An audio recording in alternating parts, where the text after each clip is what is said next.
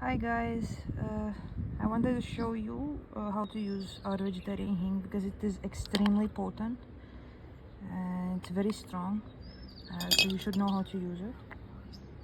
I have a bowl or katori of water. It's maybe half a teaspoon of water, and to use the hing you have to barely touch with spoon. Take this much hing, it's very little, and dissolve it in water. You cannot dissolve it in oil. It's not oil soluble. Dissolve it in water. You can smell it also. It's very, very, very potent.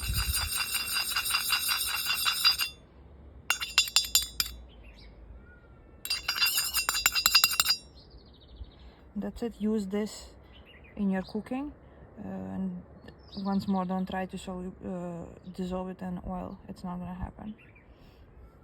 And clearly, you can see this 10 grams is gonna last you forever.